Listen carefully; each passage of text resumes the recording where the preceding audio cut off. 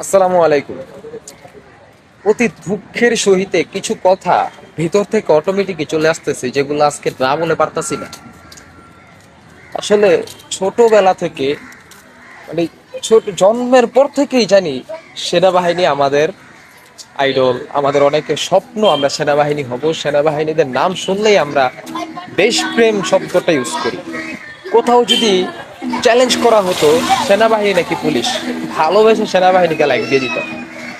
যে ছোটবেলা থেকে এবং কি আমাদের পূর্বজন্ম থেকেও অনেকেই, সবাই বাঙালির, বাংলাদেশের 20 কোটি মানুষের সবাই সেনাবাহিনীর প্রতি একটা আস্থা, ভালোবাসার জায়গায় রয়েছে। আরে সেনাবাহিনী, আপনাদের চোখে অশ্রু নাও আসলেও পিলখানার হত্যার কারণে আমাদের চোখে পানি আসছে, কারণ আমরা সেনাবাহিনীকে ভালোবাসি। সেনাবাহিনী এই একটা মাত্রই আমাদের আস্থার জায়গা ছিল, সেনাবাহিনী। সেই জায়গাটাও শেষ, সেই আস্থার জায়গাটাও আপনারা শেষ করে দিলেন। আর কার উপরে আস্থা রাখবো? আসলেই আমরা রাজাকার, আসলেই আমরা রাজাকার। আমরা এই বাংলাদেশের না ভাই, আমরা বাংলাদেশের না, আমরা ভাড়াটিয়া। আসলে ওই দেশে আমাদের কোনো ঠাঁই নেই। ওই দেশে কি করব? কারণ যাদের প্রতি আমাদের এক বিন্দু বিশ্বাস ছিল যে আমাদের বিপদে তারা আমাদের পাশে থাকবে, আরে ভাই তারা আপনারাই নাকি আমাদের বিপক্ষে, আমাদের বিরুদ্ধে, আমাদের মুখোমুখি দাঁড়িয়ে পিস্তল নিয়ে দাঁড়িয়ে থাকেন আমাদেরকে মারার জন্য। কার কাছে বিচার দেবো? কার কাছে মনের দুঃখের কথা বলবো? কারে কম এইসব কথা ভাই? সেনাবাহিনী হয়ে যদি আপনারা আমাদের মারেন ভাই, দেশের মানুষ, সেনাবাহিনী, দেশের সেনাবাহিনী অন্য দেশকে, নিজের দেশকে বাঁচানোর জন্য অন্য দেশের সাথে লড়াই করে, আর আপনারা আমাদের সেই সেনাবাহিনী হইয়া আমাদের সাথেই লড়াই করেন। আমরা তো অন্যায় কিছু করি নেই, আমরা ন্যায়ের পক্ষে আছি।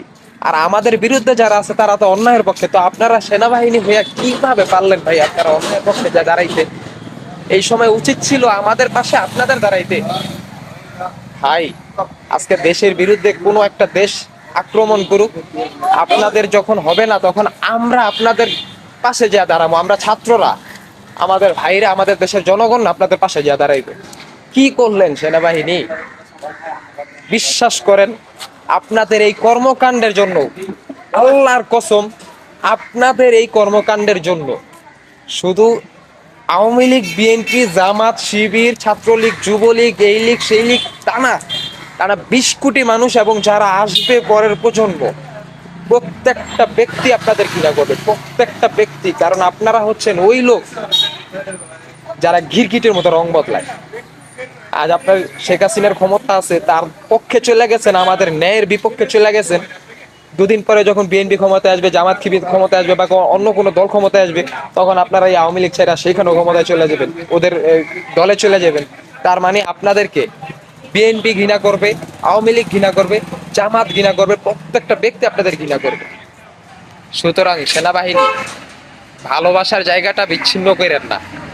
আজ আপনি সাধারণ শিক্ষার্থীদের পাশে থাকেন, সাধারণ মানুষগুলোর পাশে থাকেন। আমি বুঝি না, পিলখানার হত্যায় আপনাদের বিবেক জাগে নাই? আপনাদের কি কখনো বিবেককে প্রশ্ন করছেন? আমাদের সহকর্মীরা মেরে ফেলাইছে, আমরা কিছু করতে পারি নাই, কেন পারেন নাই? ঘুষ খাইছেন, ঘুষ খাইছেন, জানি ঘুষ খাইছেন। সময় আছে, ফিরে আসেন, সময় আছে, ফিরে আসেন, সময় আছে, ফিরে আসেন। 20 কোটি মানুষের বিরুদ্ধে আপনারা যায়েন না।